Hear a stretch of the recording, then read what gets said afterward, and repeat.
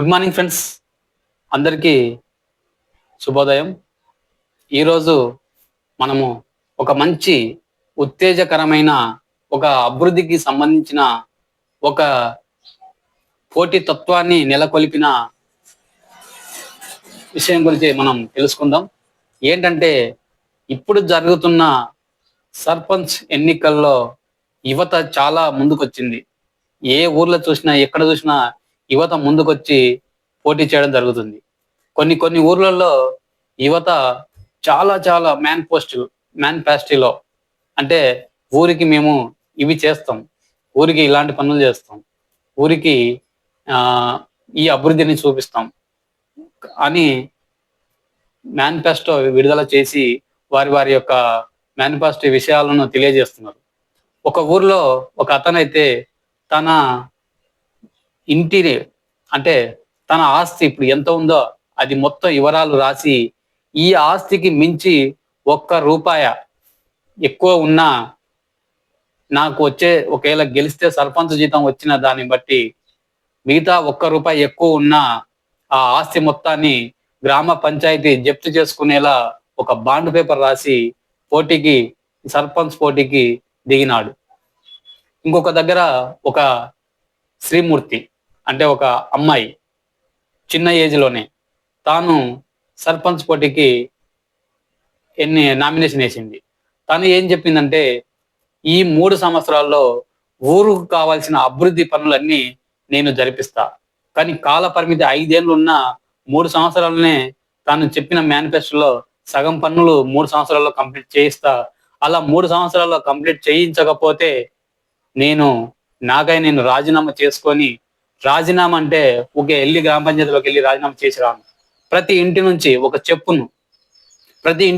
చెప్పును తీసుకొని, ఆ చెప్పును ఒక దండగా చేసుకొని, ఆ దండను నా మెడలో వేసుకొని ఊరిలో నడుచుకుంటూ గ్రామ పంచాయతీకి వెళ్ళి రాజీనామా చేస్తా అని చెప్పి తాను నిబద్ధతతో తను ఒక సవాలు వదిలింది ఆ గ్రామానికి.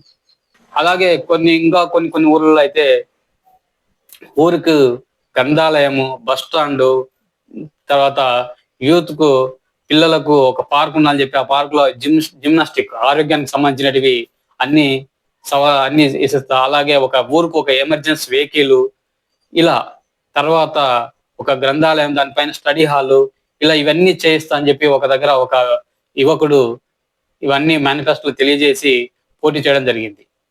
తర్వాత ఇంకో దగ్గర ఒక అబ్బాయి అయితే ఊర్లో ఎవరెవరు నిజాయితీగా అంటే ఎవరెవరికి నిజంగా అవసరం ఉంది, ఎవరెవరికి ఎలాంటి పరిస్థితులు బతుకుతున్నారు అని చెప్పి లేని వాళ్ళవి వీడియోలు తీసుకొని, వాళ్ళ ఇండ్లు ఎలా ఉన్నవి, వాళ్ళ బ్రతుకులు ఎలా ఉన్నవి, వాళ్ళు ఎలా జీవిస్తున్నారు, ఉన్న ఊర్లోనే ఒకరు ధనికులుగా జీవిస్తుంటే ఒకరు అట్టడుగు స్థాయిలో ఏమి అసలు ఇల్లు లేకుండా ఒక పూరి గుడి చేసుకొని దాంట్లో ఉండేవాళ్ళు. అలాంటివి ఊర్లో ఎంతమంది ఉన్నారని చెప్పి అందరినీ ఎంక్వైరీ చేసి వాళ్ళ వీడియోలు తీసుకొని, నేను గెలిస్తే వీళ్ళకు గవర్నమెంట్ నుంచి ప్రతి ఒక్క పనిని వీళ్ళకు జరిపించి ఫస్ట్ ఈ ఊర్లో ఇల్లు లేకుండా మరీ అట్టడు స్థాయిలో బతుకుతున్న వారికి నేను పెట్టే ప్రతి సంతకము లేని వారి కోసమే పెట్టి వాళ్ళకు ఈ యొక్క పదవి కాలంలో ఉన్నంత వరకు అలా లేని ప్రతి ఒక్కరికి న్యాయం చేకూరుస్తా అని చెప్పి అతను తెలియజేయడం జరిగింది.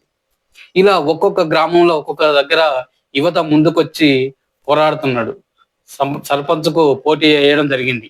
మరి ఎక్కడ ఎలా ఎవరిని జనాలు గెలిపిస్తారో చూడాలి. ఎందుకంటే ఇప్పుడున్న టైంలో అందరూ యువత ముందుకు రావాలి, రాజకీయాల్లో యువత రావాలి, వచ్చి అభివృద్ధి బాటలో యువత అయితేనే నడుస్తుంది అని చెప్పి అందరూ అంటున్నారు. కాబట్టి చాలా గ్రామాల్లో యువత ముందుకు వచ్చారు. మరి అక్కడ యువతను ఈ ప్రజలు గెలిపియారా అని చెప్పి వెయిట్ చేస్తున్నారు. చూద్దాం. వాళ్ళందరినీ మరి ప్రజలు గెలిపించి వారి యొక్క అభివృద్ధిని, వాళ్ళ ఊరికొచ్చే అభివృద్ధిని మరి సక్రమంగా చేసుకుంటారని అనుకుంటున్నాను. కానీ మరి ఎలక్షన్లు పూర్తయిన తర్వాత తెలుస్తుంది. ఈ యొక్క మేనిఫెస్టో రిలీజ్ చేసిన వాళ్ళు ఈ యొక్క సవాళ్ళు విసిరిన యువత మరి గెలుస్తుందా గెలవదా అనేది మరి వెయిట్ అండ్ సీ.